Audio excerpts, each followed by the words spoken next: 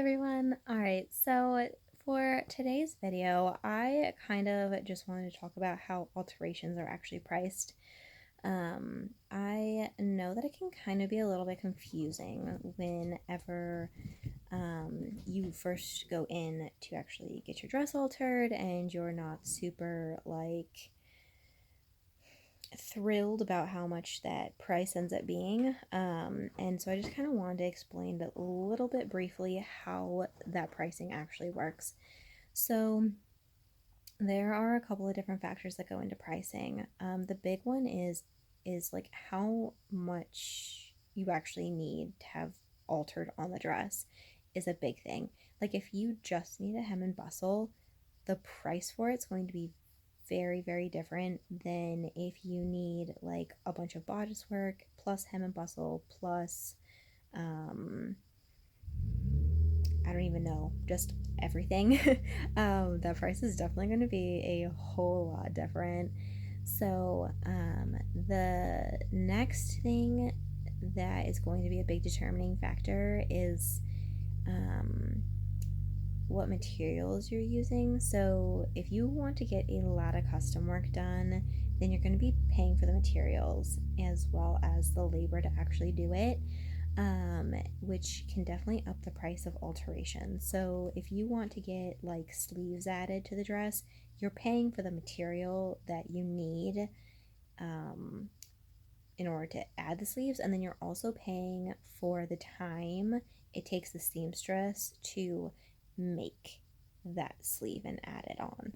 Um, so, for example, um,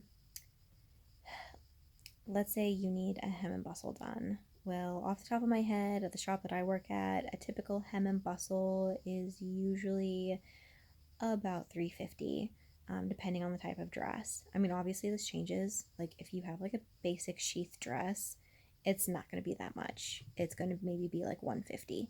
Um, but so the dresses also play a huge factor in kind of what the price is going to be, um, as well as the materials. We usually tell brides to set aside about between 350 to 650 for alterations.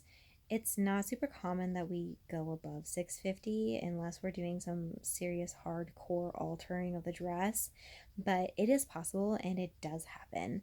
So we definitely recommend that you set aside that money. Um, Now, as for exactly how that pricing works, so the price is directly correlated with our time. So we actually are, like when we say like our time is money, it actually is money.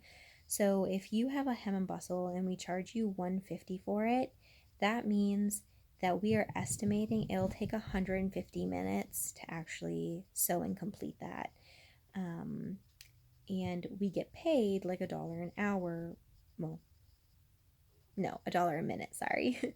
Basically like $1 a minute for everything that we do.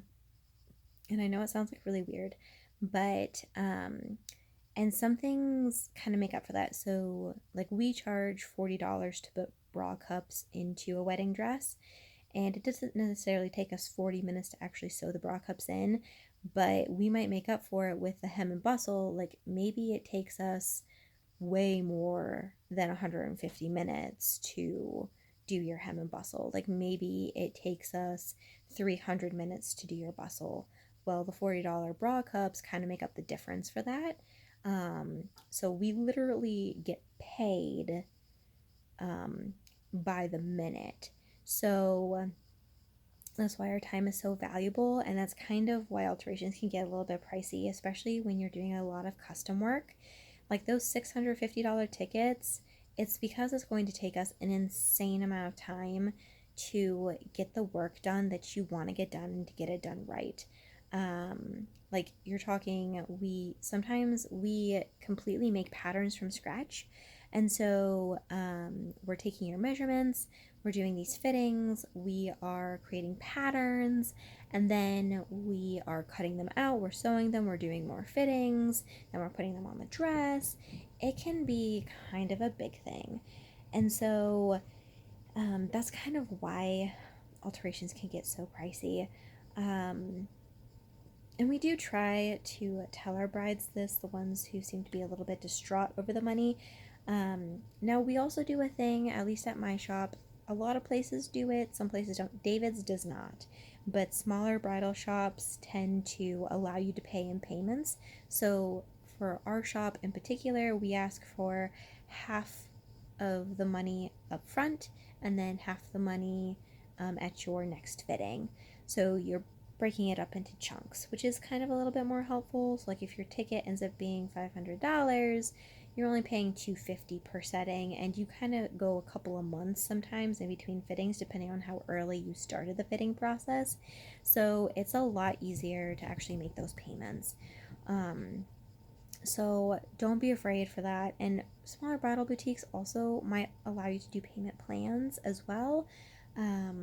So maybe instead of paying in 2 payments, you pay in 3.